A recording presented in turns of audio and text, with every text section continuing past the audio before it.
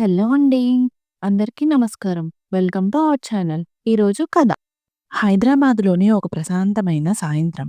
ఆ ఇంట్లోకి అడుగుపెట్టగానే పారిజాత పూల సువాసన, వంటింట్లో నుంచి వస్తున్న వేడి వేడి కాఫీ వాసన పలకరిస్తాయి. ఆ ఇంటి పేరు అన్వయ్య. అన్విత ఆ ఇంటి కోడలు. తను కేవలం కోడలు మాత్రమే కాదు. ఆ ఇంటికి వెన్నెముక. అత్తయ్య గారు రాధమ్మ, మామయ్య గారు రామచంద్రరావు ఆమెను కూతురు కంటే ఎక్కువగా చూసుకుంటారు. అన్వీ, అజయ్ ఆఫీస్ నుంచి వచ్చే టైం అయింది. కాఫీ రెడీగా ఉందా అని పిలిచారు రాధమ్మ. అయిపోయింది అత్తయ్య, ఇదిగో అంటూ చిరునవ్వుతో హాల్లోకి వచ్చింది అన్విత. సరిగ్గా అప్పుడే అజయ్ లోపలికి వచ్చాడు. అజయ్ అన్వితలది ఎంతో అన్యోన్యమైన పెళ్లి. Ajay software engineer. బయట ఎంత పని ఒత్తిడి ఉన్నా ఇంటికి రాగానే అన్విత చిరునవ్వు చూడగానే అన్నీ మర్చిపోతాడు. ఈరోజు నీకో సర్ప్రైజ్ అన్వి అన్నాడు అజయ్ తన బ్యాగ్ సోఫాలో వేస్తూ. ఏంటో నాకు తెలుసు. వచ్చే వారం మన పెళ్లి రోజు కదా, అదేగా అని అడిగింది అన్విత కళ్ళల్లో మెరుపుతో. అజయ్ నవ్వి, అది మాత్రమే కాదు, ఈసారి మనం లాంగ్ వెకేషన్కి వెళ్తున్నాం, నీకిష్టమైన చోటకి అన్నాడు. రామచంద్రరావు గారు పేపర్ పక్కన పెట్టి, మంచిదే నాయనా, అన్విత ఈ మధ్య చాలా కష్టపడుతోంది, కాస్త మార్పు అవసరం అన్నారు. ఆ రాత్రి భోజనం దగ్గర అంతా నవ్వుతూ ముచ్చటించుకుంటూ గడిపారు. అది ఒక పరిపూర్ణమైన కుటుంబంలా ఉంది. కానీ ఆ నవ్వుల వెనక ఒక చీకటి నీడ పొంచి ఉందని అన్వితకు తెలియదు. భోజనం ముగిశాక అజయ్ తన ఫోన్ బెడ్ మీద వదిలి వాష్రూమ్కి వెళ్ళాడు. అజయ్ ఫోన్కి ఒక నోటిఫికేషన్ వచ్చింది.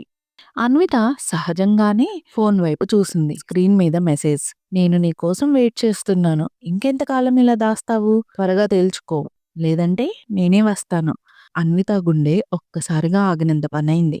అజయ్ ఇంతకాలం తన నుంచి ఏదో దాస్తున్నాడా? అసలు ఆ మెసేజ్ పంపింది ఎవరు?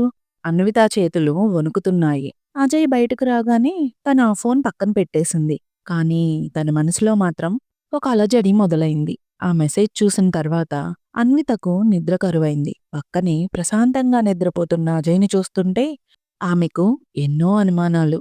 తను ప్రేమిస్తున్న వ్యక్తి ఈ అజయ్నా? లేక తనకి తెలియని ఇంకో ముఖం అతనికి ఉందా? మరుసటి రోజు ఉదయం నుంచే అజయ్ ప్రవర్తనలో అన్వితకు ఏదో తేడా కనిపిస్తోంది. అతను ఫోన్ను ఒక్క క్షణం కూడా వదిలిపెట్టడం లేదు. బాత్రూంకి వెళ్ళినా, బాల్కనీలోకి వెళ్ళినా ఫోన్ తన వెంటే ఉంటుంది. అన్వి, నీ ప్యాకింగ్ అయిపోయిందా? రేపు ఉదయమే మనం బయలుదేరాలి అన్నాడు అజయ్ ఏమీ ఎరగనట్టు. అయిపోయింది అజయ్, కానీ నీ ఆరోగ్యం బాగుందా? ఒకలా ఉన్నావు అని అడిగింది అన్విత అతని కళ్ళల్లోకి నేరుగా చూస్తూ. అజయ్ కాస్త తడబడ్డాడు. ఆ, ఆఫీస్లో కాస్త వర్క్ ప్రెజర్ అంతే.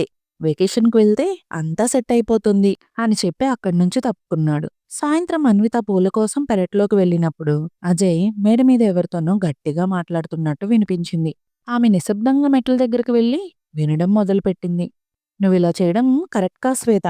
నేను నీకు డబ్బులు పంపిస్తున్నాను కదా, ఇంటికి రావద్దని చెప్పాను. ప్లీజ్ నా సంసారాన్ని మొక్కలు చేయకు అని అజయ్ వేడుకుంటున్నాడు. అన్విత కాళ్ళు వనకడం మొదలయ్యాయి. శ్వేత? ఎవరా శ్వేత?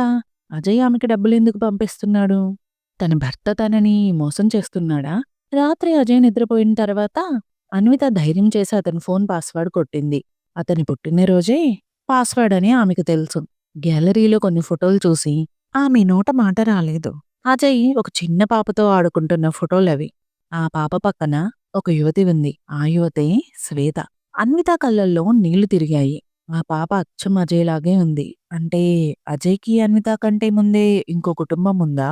లేక అన్వితతో పెళ్లి తర్వాత ఈ బంధం మొదలైందా? తెల్లవారుజామున ప్రయాణం మొదలైంది. కారులో అజయ్ ఉత్సాహంగా మాట్లాడుతున్నాడు. కానీ అన్విత శవంలా కూర్చొని ఉంది. కారు మలుపు తిరుగుతుండగా ఎదురుగా అతివేగంతో వస్తున్న ఒక లారీ వీరి కారును బలంగా ఢీకొట్టింది. పెద్ద శబ్దం. అన్విత కళ్ళు మూసుకుపోయే ముందు ఆమెకు కనిపించింది అజయ్ రక్తం మడుగులో పడి ఉండడం. ఆ సమయంలో కూడా అజయ్ చేతిలో అతని ఫోన్ ఉంది. హాస్పిటల్ బెడ్ మీద కళ్ళు తెరిచిన అన్వితకు తెలిసిన నిజం ఏమిటంటే, ఆ ప్రమాదంలో అజయ్ ప్రాణాపాయ స్థితిలో ఉన్నాడని, అతని పరిస్థితి విషమంగా ఉందని. కానీ అదే సమయంలో హాస్పిటల్కి ఒక మహిళ పరిగెత్తుకుంటూ వచ్చింది.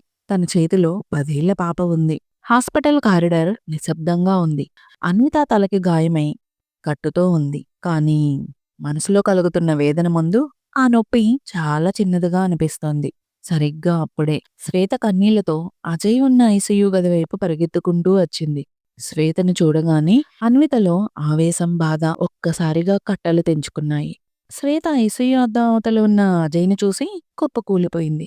"ఎవరు మీరు?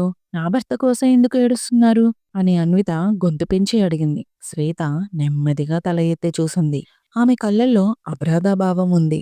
"నేను నేను అజయ్‌కి తెలుసు" అని తడబడుతూ సమాధానమిచ్చింది. "తెలుసు అనడం కాదు. ఆ పాప ఎవరు? అజయ్ నీకు డబ్బులు ఎందుకు పంపిస్తున్నాడు?" అని అన్విత నిలదీసింది. అప్పుడే అక్కడికి వచ్చిన అజయ్ స్నేహితుడు వరుణ్ అన్వితను ఆపడానికి ప్రయత్నించాడు. "అన్వీ, ప్రశాంతంగా ఉండు. నువ్వనుకుంటున్నది నిజం కాదు" అన్నాడు. "నిజం కాదా? నా కళ్ళతో చూశాను వరుణ్. వీళ్ళిద్దరి ఫోటోలు అజయ్ ఫోన్‌లో ఉన్నాయి. ఈ పాప అచ్చం అజయ్ లాగే ఉంది" అని అన్విత ఏడ్చేసింది. వరుణ్ దీర్ఘంగా నిట్టూర్చి అసలు విషయం చెప్పడం మొదలుపెట్టాడు. "అన్వీ, శ్వేత ఎవరో కాదు. అజయ్‌కి సొంత చెల్లెలు వరస. కానీ ఇది అజయ్ తల్లిదండ్రులకు కూడా తెలియని రహస్యం." అన్విత అయోమయంగా చూస్తుండగా వరుణ్ కొనసాగించాడు. "అజయ్ తండ్రి రామచంద్రరావు గారు గతంలో చేసిన ఒక తప్పుకు సాక్ష్యం ఈ శ్వేత. అజయ్‌కి ఈ విషయం 2 ఏళ్ల క్రితం తెలిసింది. తన తండ్రి పరువు బజారున పడకూడదని, అటు తన చెల్లికి అన్యాయం జరగకూడదని అజయ్ ఆమె బాధ్యత తీసుకున్నాడు. తన తండ్రి చేసిన పాపానికి అజయ్ ప్రాయశ్చిత్తం చేసుకుంటున్నాడు." అన్విత ఒక్కసారిగా స్తంభించిపోయింది. "కానీ మరి ఆ మెసేజ్ ఏంటి?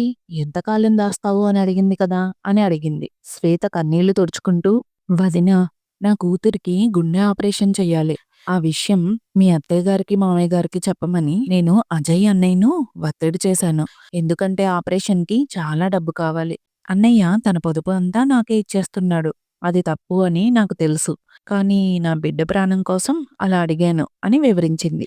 అన్వితకు ఇప్పుడంతా అర్థమైంది. అజయ్ తనను మోసం చేయలేదు. కానీ తండ్రి పరువు కోసం ఒక నిజాన్ని మోస్తూ నలిగిపోతున్నాడు. సరిగ్గా అప్పుడే డాక్టర్ బయటకు వచ్చాడు. ముఖం గంభీరంగా ఉంది. అజయ్ బాడీ మెడిసిన్స్‌కి స్పందించడం లేదు. ఆయనకి అర్జెంటుగా రక్తం కావాలి. అది కూడా చాలా అరుదైన బాంబే బ్లడ్ గ్రూప్. గంటలోగా దొరకకపోతే మేమేమీ చేయలేము. అన్విత ప్రపంచం ఒక్కసారిగా కుప్పకూలిపోయింది. అదే బ్లడ్ గ్రూప్ అజయ్ తండ్రి రామచంద్రరావు గారిది. కానీ ఆయనకు విషయం తెలిస్తే ఈ రహస్యం బయటపడుతోంది. అటు భర్త ప్రాణం, ఇటు మామయ్య గారి గౌరవం. అన్విత ఇప్పుడు ఏం చేస్తోంది? తన మామయ్య గారికి నిజం చెప్పి అజయ్‌ని కాపాడుకుంటుందా? లేక అజయ్ కోరుకున్నట్టే ఆ రహస్యాన్ని కాపాడుతూ తన భర్తను కోల్పోతుందా? అన్విత ముందున్న సమయం చాలా తక్కువ. ఒకవైపు ప్రాణాపాయంలో ఉన్న భర్త, మరోవైపు తండ్రి పరువు కోసం భర్త దాచిన రహస్యం. కానీ అన్వితకు తెలుసు ప్రాణం పోయాక పరువుతో పనిలేదని. అన్విత వెంటనే తన మామయ్య రామచంద్రరావు గారికి ఫోన్ చేసింది. ఆయన కంగారుగా హాస్పిటల్‌కు చేరుకున్నారు. అజయ్ పరిస్థితి చూసి ఆయన తల్లడిల్లిపోయారు. "డాక్టర్, నా రక్తం తీసుకోండి. నా కొడుకుని బతికించండి" అని రామచంద్రరావు గారు ప్రాధేయపడ్డారు. రక్తం ఇచ్చి బయటకు వచ్చిన మామయ్య గారి దగ్గరకు అన్విత వెళ్ళింది. ఆమె కళ్ళల్లో నిశ్చయం కనిపిస్తోంది. పక్కనే శ్వేత తన కూతుర్ని పట్టుకొని ఏడుస్తూ నిలబడి ఉంది. రామచంద్రరావు గారు శ్వేతను చూడగానే ఒక్కసారిగా షాకుకు గురయ్యారు. ఆయన ముఖం తెల్లబారిపోయింది. "మావయ్య గారు, మీరు దాచాలనుకున్న నిజం అజయ్ తన భుజాల మీద మోస్తున్నాడు. తన తండ్రి తప్పుని తను సరిదిద్దాలని చూస్తున్నాడు. ఇప్పుడు చెప్పండి, ఈ శ్వేత మీ రక్తం కాదా?" అని అన్విత సూటిగా అడిగింది. రామచంద్రరావు గారు తలదించుకున్నారు.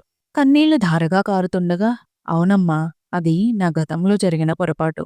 ఆ భయం వల్లే అజయ్‌కి గాని, మీ అత్తయ్యకు గాని దూరంగా ఆ కుటుంబాన్ని ఉంచాను.